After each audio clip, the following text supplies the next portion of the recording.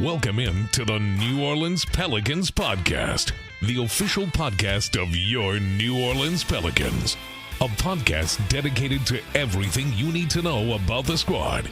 Hear from players, coaches, broadcasters, and those who cover the NBA on a daily basis. It's time to flock up. The New Orleans Pelicans Podcast starts right now. Hello, everyone, and welcome to the New Orleans Pelicans Podcast, your official podcast of the New Orleans Pelicans. Gus Kattengell with you, along with Jim Eichenhofer, Pelicans.com. As last night, the Pels taking on the Orlando Magic, a team, Jim, that has, I think safe to say, has had the Pelicans' number, but the Pels were playing well. There was a lot of good things going into it. And then last night, well, this happened. Wagner left elbow. Kick it out to KCP. Extra pass, Boncaro, right corner three. The no-dip three is good, and it's 61-35. Wagner got away with another walk, by the way. Three times. Wagner for three, and he banked it in. Let's go home. Oh, that's just poop. No, that'll do it. That's just ish. He just banked it in. A desperation. Just chucked it up. If that's happening, we might as well shut this baby down. Paulo Boncaro with 34 points. Franz Wagner, 27 points for him. Needless to say, they led the Magic in the 113-93 win. Pelicans were down by 30 at the half. Here's head coach Willie Green. They were extremely aggressive defensively against us, and that's who they are. They're big. They can switch multiple screens. They're physical. They rebound the ball well. That's their foundation. I thought they did a good job of coming out right away and just punching us right in the mouth. And, you know, we dug ourselves in a big hole halftime. Better effort in the second half. We competed a bit better. But when we get down that big, our margin for error is small, so tough to make up for a 30-point deficit. All right, so one of the reasons perhaps you got down by 30, as you heard Jim, head coach Willie Green, say that he got punched in the mouth. He expanded a little bit on that. Well, we have to walk into games with the mindset right away that we're going to attack and be on the same page, make sure our communication is there. And that's what I told our guys. Like, look, the lack of physicality, we look soft. And then when we look soft defensively, we stop sharing the ball offensively. Do we do it every game? No, but those are the inconsistencies that we're seeing. By the way, too, going back to one of the highlights that you played, I'm glad I wasn't the only one that thought Franz Wagner was traveling. I said that 3 or 4 times to the other writers, and they kind of looked at me blankly. I don't know if that was because they're sick of listening to me this season or what it was, but yeah, I thought the same thing. I was like, man, this guy is shuffling like crazy. I'm not blaming the refs, though. I'm not going to sit here and say they don't call hey, it. the refs cost us this game. They were down by 36 or whatever it was in the third quarter, and that was all on the refs. No, I'm not saying that at all. But to Willie Green's point, we mentioned on one of the recent post-game radio shows, I think was at one of the watch parties, that the 4-letter word that you never want to hear your coach say about you is soft, and obviously he used that word. I think one of the recent games he said we got punked. I think it was the Houston game that was really discouraging. So, I mean, to me, the way that you react to the coach saying that is, I mean, you really have 2 options. You can either change your mindset, which is the word he used, change your mentality as players, the way that you come into the game, or you got to change the personnel and have it be more guys that have that mentality consistently, and so that your coach isn't using that word after the game. So, I mean, it's one of the 2 things. I mean, you can't continue to have sporadically where the coach is using that description, because those are definitely fighting words if you're a player, as far as that something that you just don't want to hear, and you need to react to that in some fashion. You heard Coach say it there, that it's not every game. It's been some of those games, as you mentioned, some being, the punk game were soft, and it's not the first time we've heard that. So, but there have been other games where players have played very well, and that's going to be our focus on our radio roundtable, because let's be honest, when you're down by 30 in a game, there's not really much to break down yesterday. Either you play better or you don't. I mean, it's one or the other, and we'll see how this team reacts tomorrow night in San Antonio. And then there's going to be some interesting games coming up, against some teams that you are going to probably mention in a radio roundtable, like Detroit. And look, you better be ready to play some of these teams that are coming up with 8 games remaining. Minnesota is playing really well as of late, and they have a lot to play for. And I know your spoiler scale comes on Monday. I'm very interested to see what that scale is going to be like with some of those teams coming up. But let's get to our radio roundtable. Of course, today is Friday, so we're going to have a weekend showdown and some trending numbers here as well. But first up, the analyst for our radio broadcast, Mr. John DeShazier, and Erin Summers, who, if she had a business card, she would need two sides, right? It's team reporter, sideline reporter for radio, host on the Gulf Coast Sports and Entertainment Network. She's also the Saints team reporter, host the Saints podcast. Yeah, she needs two sides. Yeah, I feel like I'm not very productive when you list off those items. But yeah, I mean, I guess for our purposes, she's the radio sideline reporter for the Radio Roundtable. Yeah. So yes, I mean, I could just use a big font for yours.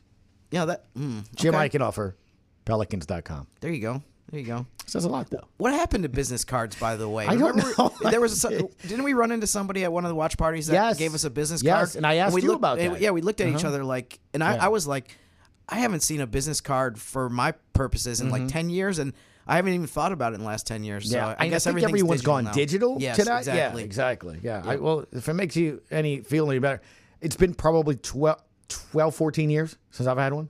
Mm-hmm. Yeah, it's probably about the same timeline for me as well. So it's pretty amazing. Yeah. Anyway, people that would have business cards, Erin Summers and John DeShazier, they join us now. All right, time now for our radio roundtable. It's been a minute since we've seen John DeShazier, Erin Summers, and Jim Eichenhofer with myself here in this group doing it. Got a lot to talk about here, even though there's only, 16, 15 games? It's something like that, 15, JD? I can't really count. 15 now? Mm-hmm. Wow. But who's counting? Yeah, who's counting? Look, one of the things that we've been talking about the last several podcasts and during the broadcast, JD, with you and Todd, is the way Zion Williamson has been performing. So what has been your favorite aspect of Zion's performance over the last several weeks? I think I like best that he is involving his teammates. He's at a career high in assists, obviously. But the way he's going about it, especially early in games where he feeds his teammates, tries to get them into a rhythm, and then he decides and picks and chooses his spots where he gets aggressive offensively in terms of scoring. I think that's the kind of thing that can feed a team because everybody kind of understands and sees that. And when you see a guy, the star guy, being unselfish, I think it lends to everybody saying, okay, if he's willing to do it, I'm willing to do it. Now, the biggest part of it is, in order to get assists, and he's got a couple triple-doubles the last couple of weeks, guys got to make shots for you. So when guys are making shots, everybody's confidence jumps up. I know we can talk about his rebounding. He's at a career high there, and he's at a career high in steals, too, and dude's averaging 24 points in 28 minutes a game, just about a point a minute. But to me, it's the assist, and that really jumps off the page to me because, again, if you have the star guy who's unselfish, then everybody kind of feeds into that, and everybody says, okay, if he can do it, I'll do it too. Yeah, I think that the unselfish aspect of his game has been huge, and I think in extending that, the all-around game that he's bringing, because he's really playing at a high level on both ends of the court. You mentioned a career high in assists, rebounds, steals, and blocks. So he's not only playing less minutes, but he's more effective in all areas of the game. And I think that it gets his teammates going as well, not only getting them involved offensively, but they see he is aggressive from the beginning of the game, and then he still seems to have those notches. He can turn it up, which I think have been really impressive over the last few games, just seeing, especially that game on Tuesday where we were down 20 or up 22 points and then down, and then it just was back and forth. But he just kept answering and then leveling up and took over the game, and he's bringing his teammates along with him. I have two things. I mean, the first thing to me, just from a broad standpoint, bigger picture, is it seems to me that he's kind of crystallizing what needs to be surrounding him in terms of, the way that Kelly Olynyk has fit in. It just seems like it's becoming even more clear, if it wasn't already, what kind of players and pieces that have to be around him. And, he's taken his game to a level that it encourages me as far as just the ability to put pieces that complement him. And then the second part of it, and this is me being petty as usual, and I've enjoyed the fact that he's really silenced a ton of the criticism of him. I feel like some of it, there's stuff that's justified. There's, every player has flaws. Everyone has things that they can do better. But I feel like the way that he's played lately has not only quieted a lot of people, but it's also kind of exposed the people that aren't paying attention. Some of the people who say, who are still saying like, oh, he's not in shape. It's like, you obviously are not watching.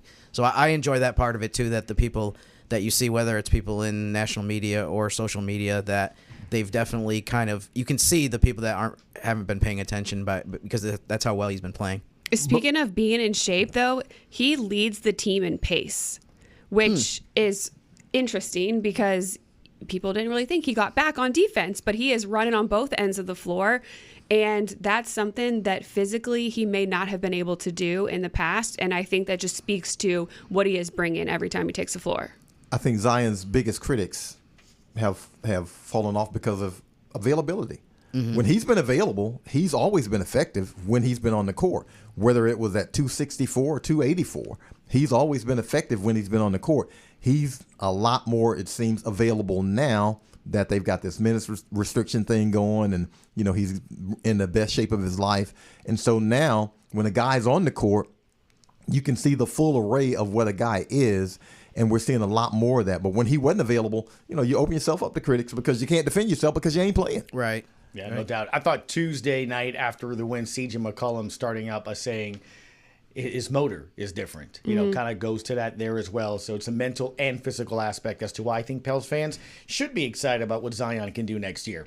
All right, so as Jim said, 15 games remain. What other players maybe in their development are things that you're going to be taking a look at? I know there was a player yesterday that at the very beginning of the game, I think you said is attacking the rim with malice, and Carlo Makovic. Is he one of those? Stop. That's my dude. No, I wanted him. That's my dude. I'm glad you came to me first so I could hog him. That's my dude. Last 4 games, small sample size, Carlo 12 points, 7 rebounds, a block, and shooting 74% from the field. Wow. 20-27. Now, again, he's a guy who you see it coming earlier in the season. Obviously, he's in the G League. Then when he plays a little bit, he looks like a deer in headlights. It doesn't seem like it's really clicking yet. And now you see the game kind of slowing down for him. He's kind of figured it out. He understands where his spots are, what he's supposed to do.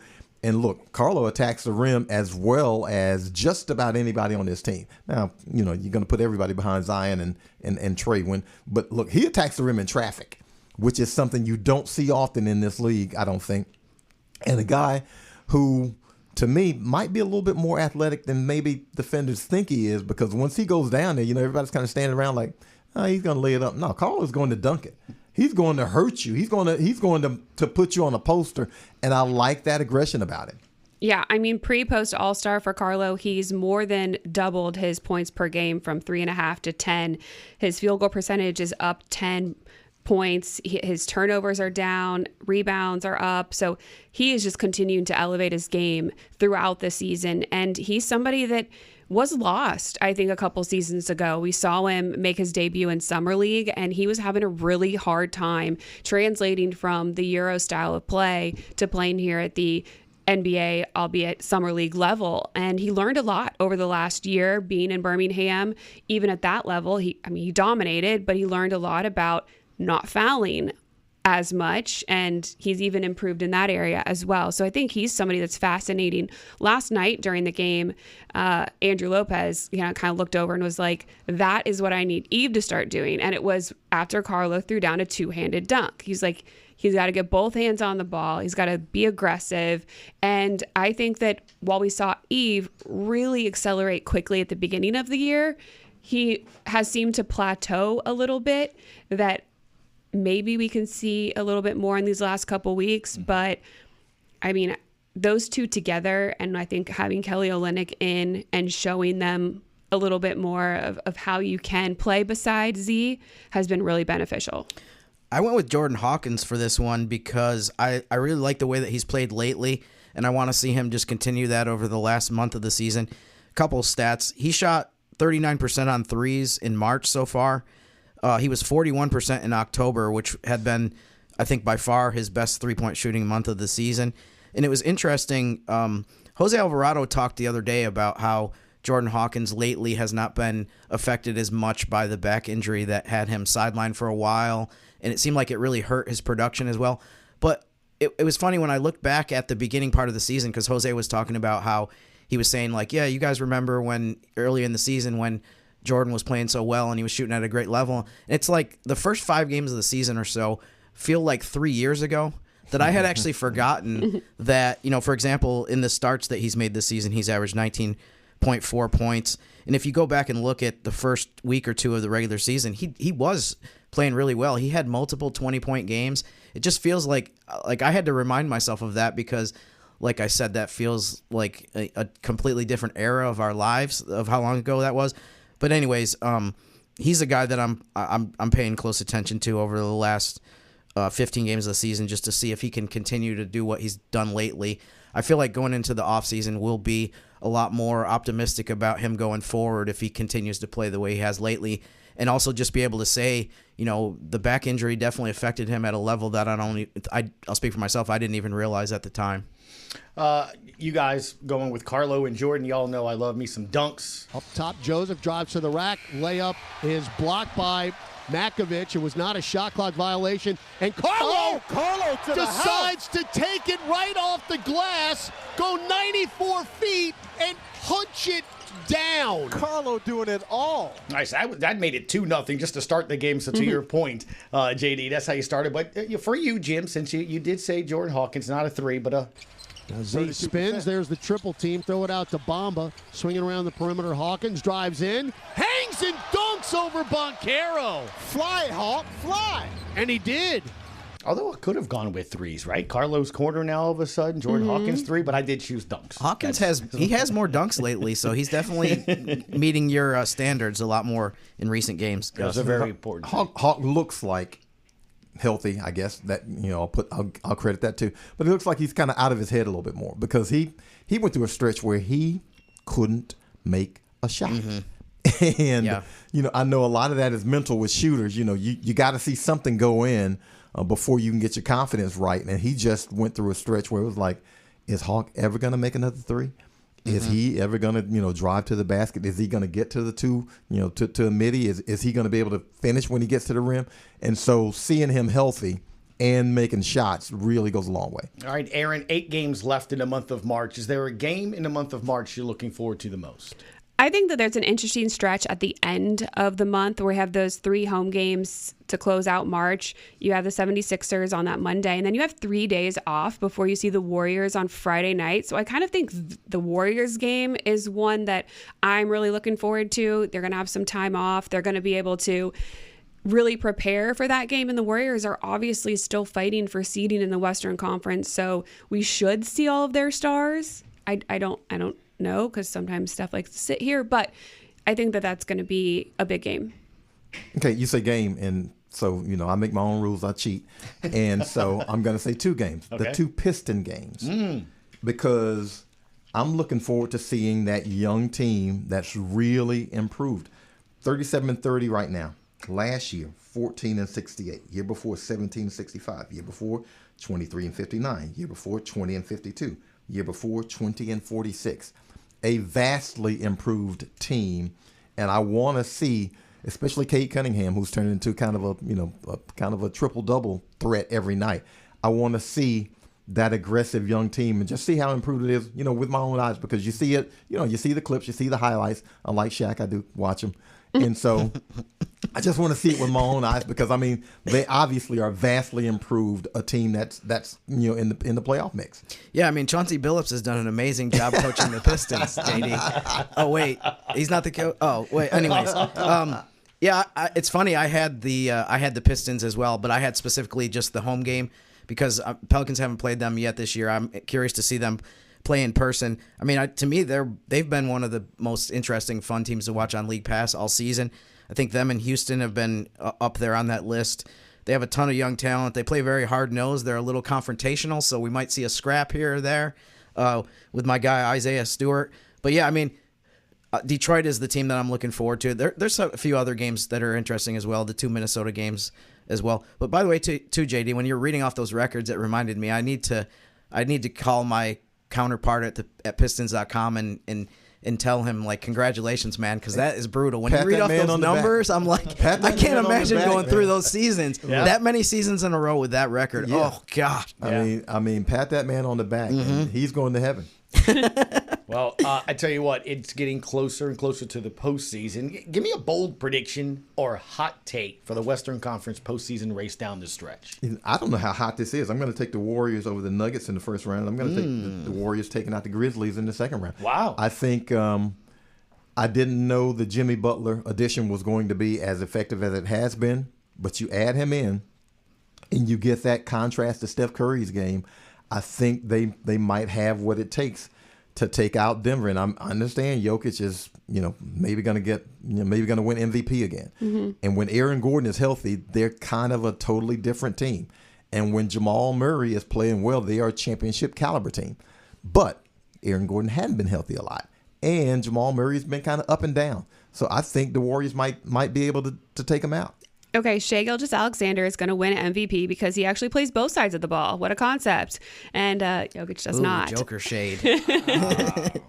No, I'm not even getting to the playoffs yet because I am predicting that the Lakers fall to the play-in. Whoa. Yeah. Whoa, that is a bold prediction. I can't believe I didn't say that Smile one. on Jim's face. He's happy. I might know my audience here, but they've lost 3 in a row. LeBron's not playing right now. It's a very tight race, and I don't know. I could kind of feel them sliding from 4 to 6 or 7. My bold prediction is this will be the most interesting Western Conference seeding race that we've ever seen. Ever. Because I think, JD mentioned Golden State's on fire. Minnesota has been hot lately. Denver, I think, is a dangerous team. And then you also have the younger teams with Houston and Memphis that, haven't, especially Houston doesn't have much playoff experience with the guys, with the core that they have. And then you have the Lakers with Luka. It just seems like the positioning of some of these potential matchups is going to be so intriguing. I mean, we could see Warriors-Lakers. We could see Nuggets-Warriors. I mean, there's so many. We could see the Timberwolves-Nuggets again last year. So that's why I say this race to figure out what the matchups are going to be in the first round and the play-in is going to be as interesting as it gets. All right. Final question. Go ahead. Nuggets don't want to see Timberwolves. That team's been a bad matchup. Really They do not want to see the Timberwolves. Like they've all of a sudden started to look like that the team is from the last year. antidote. Yeah. Mm-hmm.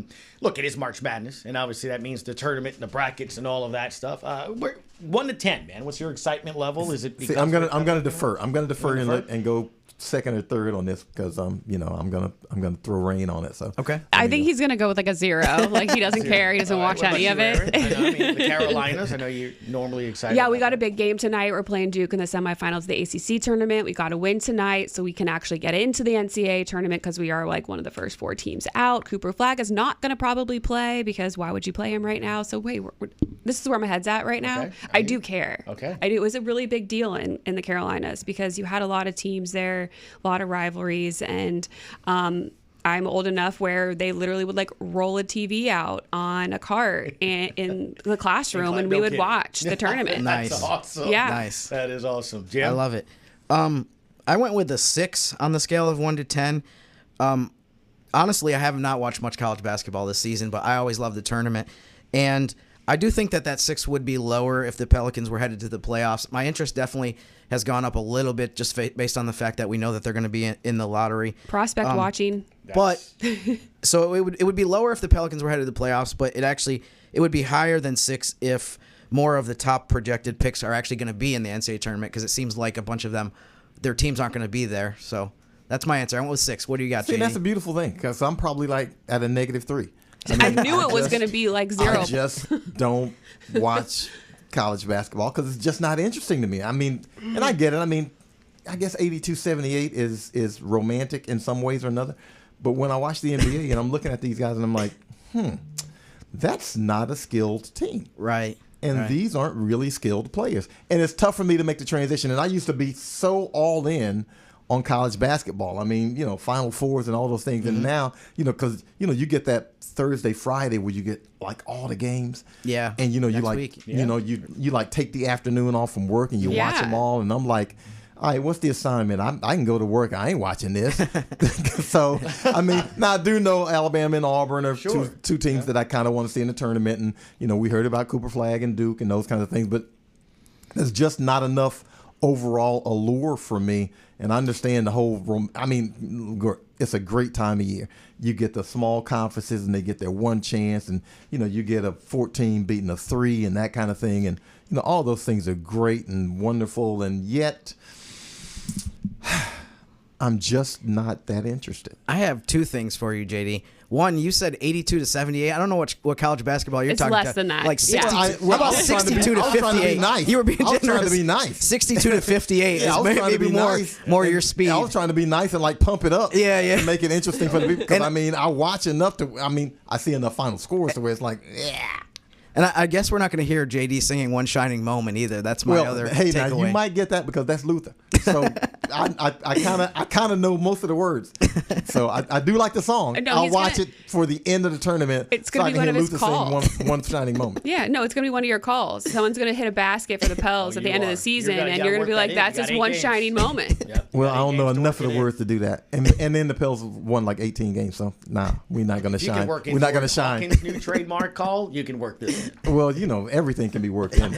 Everything's got a place. So I'm with you, though. It is interesting. Maybe we'll do this after the season and kind of talk about it, because kind of one of the things you brought up is maybe why you saw in this past draft, what was it? French players went 1 and 2, and things of that nature. How good is the development of basketball right now, moving into the league and all that stuff? So that's something to talk about another day. But as always, appreciate the time. Mr. John DeShazier, Erin Summers, will see you on TV tomorrow. You and the Graph will be in San Antonio. And Jim, are you hanging out with us tomorrow in studio? I think I have other plans, sound very Gus. confident. Yeah, no, I don't think I'm going to be there. There's this weather coming in. Oh, the weather. That's what Yeah. it is. Jim's like, have your people call my people, and we'll figure this out. We will see you next time, though, on the next Radio Roundtable. Thank you guys for your time.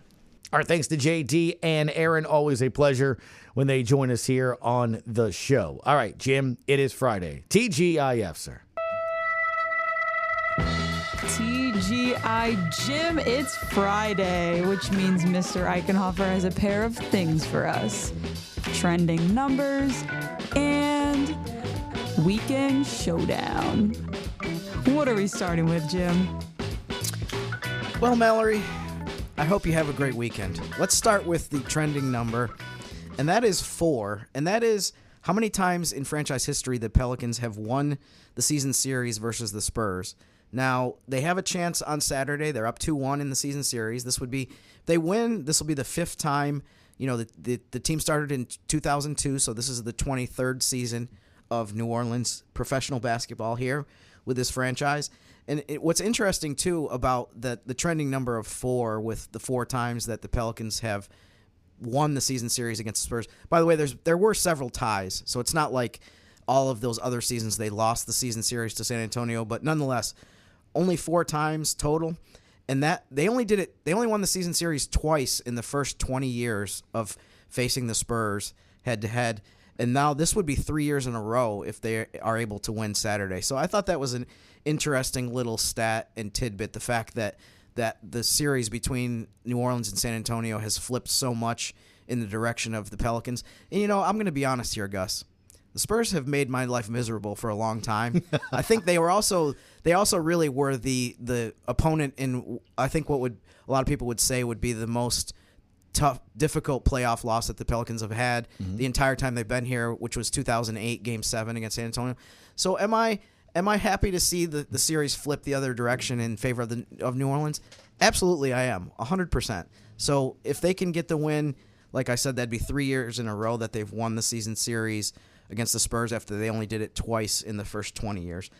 For the weekend showdown, Sunday afternoon, 2:30 on ABC, is a game between Phoenix and the Lakers. I think this is such an interesting game because both of these teams, in different ways, are in not desperation mode, but they're in a situation where they really need to get wins. So to see those two teams face each other, I think will be interesting.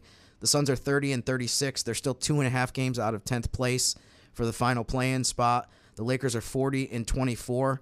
They have a 3-game losing streak, and then they also play at Denver tonight, obviously without LeBron James. So, I mean, unless they pull off a big upset win, they're going to be looking at a 4-game losing streak going into the matchup with Phoenix on Sunday. So that's the weekend showdown. I think there's several interesting matchups in the West, but I think I'm going to go with that one also partly because it's Sunday and maybe we'll be able to talk about it a little bit and break it down on Monday's podcast. Just off the cuff, I know you're not ready for this, but you got enough knowledge. You brought up the Spurs thing. One time I asked the Graph on my talk show, like, who's the rival? Who's the Pelicans' rival? Without question, quickly. Because this was the time of, AD and the Lakers and all that stuff. And Graf said Spurs. Yeah. Graf said Spurs without question. He was like, the series, he had a whole 20-minute diatribe on why the Spurs are the Pelicans' rival. You said they've made you angry. Who would you say is the Pels' rival? Is it the Spurs? I think it's changed hands several times over the last maybe 5-10 years. I think historically you'd have to pick the Spurs. If you said who's been their biggest rival over the 23 seasons that I mentioned, I think you'd have to go with San Antonio. But I think it does depend. It seems like it's fluctuated a lot over the last few years. I thought for a second there, I thought Memphis was the biggest rival. And I guess part of the way I look at it, too, because the players change. But I try to look at it more from the perspective of the fans. And I think if you did a poll right now, I don't know necessarily if there would be, if you look at, for example, just the 4 teams in the Southwest Division besides the Pelicans. I mean, if you looked at overall, maybe it would still be the Lakers as the team that fans, dislike the most and consider to be the team that they want to beat. But within the division, I don't know if any one of those other 4 teams really would get, like a consensus huge chunk of votes. I think there would be people who would say Dallas. I think there probably would be some people that would say Houston. I definitely think you'd still get a lot of Spurs votes and maybe some Grizzlies. So I don't know. I don't think there is really a clear-cut pick right now. But I agree with Graf overall that, since this franchise got here standpoint, it was so long ago at this point, but that 2008 playoff series still to me, and they also coincidentally played Dallas in the first round of that series. Those are among the most memorable postseason experiences that I've had here since I've been here, and I think the entire time that New Orleans has had a team here. Those are right up there. I'll never forget that season. I'll never forget how the Smoothie King Center sounded. I'll never forget the crowd chanting "Flopper" to Dirk Nowitzki. And I'll never forget thinking, we're going to the Western Conference Finals. And Kobe, Chris Paul. Right. Who was in 1-2 the hunt. in the MVP that year, yeah. It was that game at L.A. Where they beat the Hornets at the time that separated it. But if the Hornets would have won that game and Chris Paul would have had a good game, he'd have been the MVP. Right, and they might have been the 1 seed, too, instead of the 2 seed, which would have changed their matchups, and who knows. I'll never forget that, because that was really one of those first times I grew up watching the NBA on NBC, and Isaiah Thomas kissing the cheek of Magic Johnson in the finals, and growing up obviously on WGN watching Jordan and the Bulls. That was my only way of, my attachment to the NBA. And when they had exhibition games at the Smoothie King Center, then the New Orleans Arena, where it was the Lakers and Shaq with Kobe that came in facing the Hornets, who would eventually play here. I was like, wow, that's the NBA. I just remember that. So to be able to get that feeling, the vibe, how hot it felt in that arena because of the bodies and everyone screaming, I can't wait to get back to that. Yeah, we need to get some rivalries back. We need to get some intensity back, and we need to get, the biggest thing is just those high stakes games that always brings it out. So some shoving, some technical fouls, some things of that nature. Anyway, we hope you enjoy your weekend. If you go out to the St. Patty's Day parade route, remember, there's a lot of people walking. Be safe, and more importantly, snap as many photos as you can if Jim is out there parading around, because you will be out there, right? Definitely. What day is it? That is Sunday. Oh, okay. Sunday, 10 a.m., Jim. It starts at 10 a.m. Yeah. That might be a little early based on my Saturday night plans. Yeah, exactly right. But we will see you, of course, on the broadcast Saturday as the Pels take on the Spurs in a 7:30 game. On Monday, though, we'll be right back here for the New Orleans Pelicans podcast, and it'll also be the Pels hosting the Detroit Pistons. So we got a lot to get into. Go enjoy your weekend. Be careful for that weather tomorrow afternoonish, but then you should be fine. Have a beautiful Sunday, and we'll see you back on Monday on the New Orleans Pelicans podcast. Thanks for listening to the New Orleans Pelicans podcast. Join us 3 times per week on Pelicans.com, the Pelicans mobile app, the iHeartRadio app, or where you get your podcasts. And be sure to give Jim and Gus a follow on X at Jim_Eichel. Eichenhofer and GCat_17. We'll see you next time, right here on the New Orleans Pelicans Podcast.